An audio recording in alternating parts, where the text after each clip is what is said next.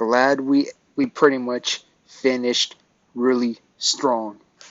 We had a really rough week, I'm not gonna lie. We pretty much did. But this game we ended off in a great note. We ended a we ended on Sunday on a beautiful win. A straight up perfect W. Pretty much everybody did their parts. And then plus it was against our key rivals, the Dallas Mavericks. One thing that really sucks though is we're not going to face the Mavericks on Christmas. For some peculiar reason, the NBA chose to go with the Jazz versus Mavericks, that's literally one of the worst things that can ever happen because the NBA is gonna make a lot less money. Two, of course, I won't get to see my Clippers on Merry Christmas. And three, who's going to be really interested with Clippers versus Jazz. But going back to this video, everybody did their parts. Paul George. Let's just start off with Paul George. Can we just acknowledge that beautiful posterization of Dwight Powell? That was just a beautiful posterization. And other than his amazing posterization, he's moving really smooth. My man really smooth with it. Smooth. He's just making mid-range with ease, moving the ball with ease. Like no flaws of Paul George today. No flaws. He did amazing. And a great news is Serge Ibaka is back in rotation.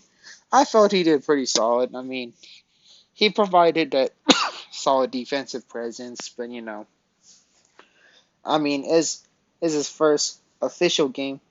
Well, I mean, he played in other games, but he chose to play in a G League to get his reps up, which is a huge respects to Serge Ibaka. Like, can we just pay some respect to Serge Ibaka? Because literally no other NBA players would have the pride to do it because it would, hurt their ego. But Serge, he chose to get his reps. So, again, huge respects to Serge Ibaka.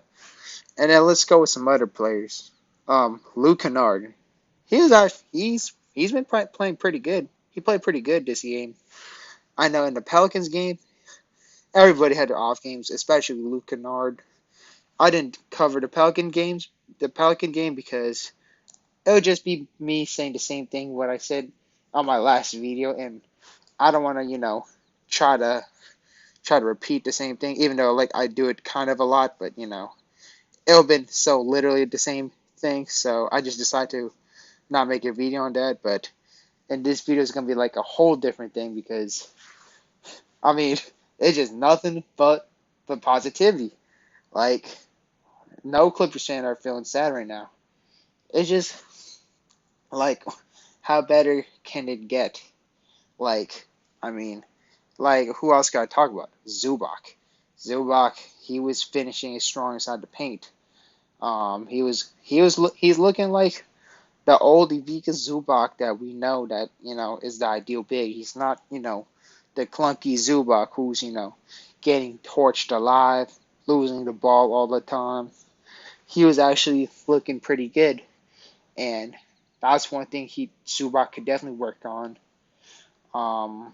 Nick Batum was out. I just noticed that when I started seeing the starting lineups. So, and plus this is Achilles too, so that's a really scary part. So I wish, he heals up really fast because Batum helps us a lot. Harnson didn't get too much minutes, but, in small sample size, he did pretty good. Terrence Mann, he was bringing energy. He's being a great player that you would want. Amir Coffey. Well, okay. I want to step up. I want to talk about Amir Coffey in this video because this time it's not gonna be me saying anything bad about Amir Coffey because I'm not gonna lie, he actually played pretty good in this game too. Like his stats would not say it, but the way how I saw Amir played, he was actually playing really good defense, and he actually has some playmaking, which is that's pretty interesting. So, would I rather have played Jay Scrub or Brandon Boston over Amir Coffey? Of course, any day of the week. But like I believe like one of the viewers on last video he said that the Clippers are playing Amir Coffey, which is that's a low key kind of my theory too, but I didn't think about that too much.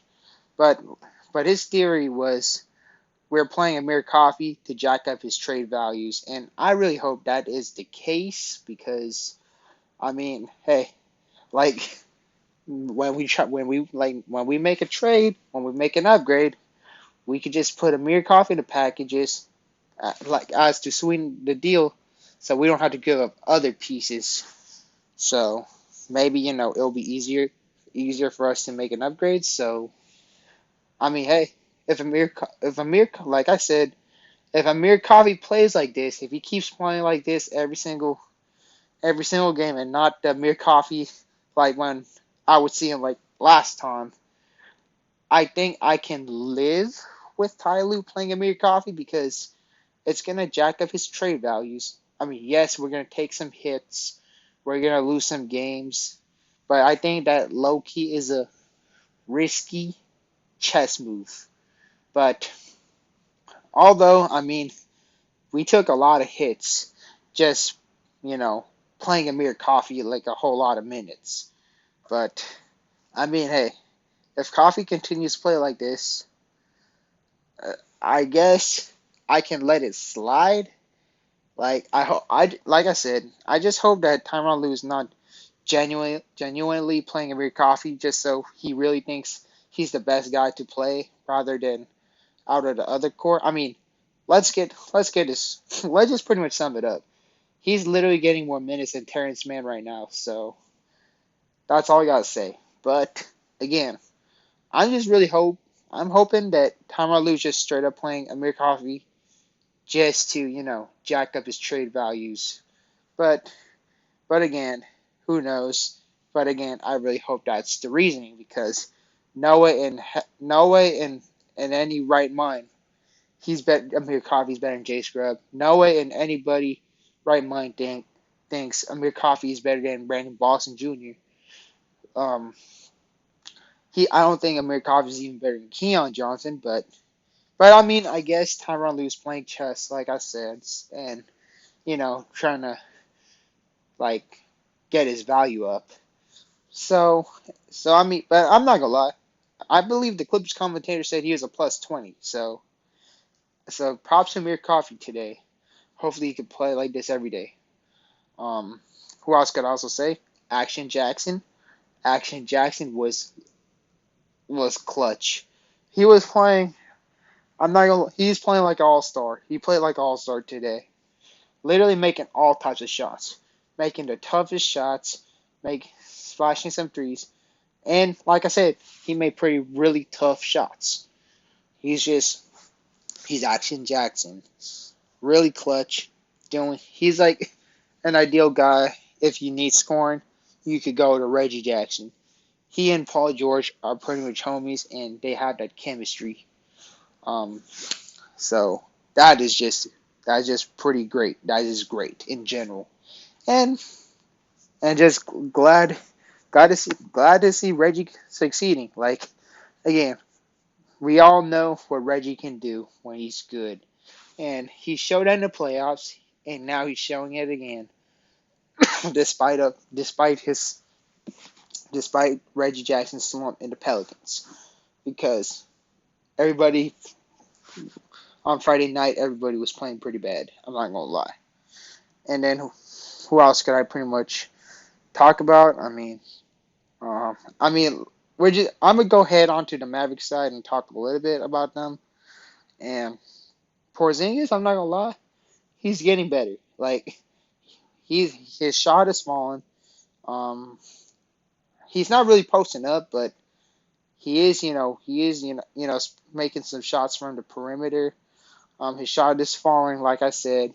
So I think Porzingis is gonna get better. So So hopefully the Clippers do not face the Dallas Mavericks in the playoffs because, again, it is going to be our third time, and it's always going to be a really tough, ugly one. But at the end of the day, but that's just too early to say. So pretty much, I am pretty delighted about how he played. So and also I kind of want to comment about a little bit about Tyron Lue's rotation. So so Tyron Lue, I like how his play style is. He pretty much so from what I've seen, he encourages ball movement, and the Clippers are moving the ball pretty good. We're not really doing too much ISOs. Um, and another thing is, but we all know Tyron Lue, like his flaws. It would be his rotation at times, but again, what I kind of said a bit earlier in this video, it could low key be, it could probably be he's just playing chess. So I just want to end it off with, I just want to pretty much end it off and just say, be sure to like, comment, and subscribe or dislike if you disagree, and we're just pretty much feeling good. Like what can I say? So as y'all know, good after, like, go Clippers. It was on.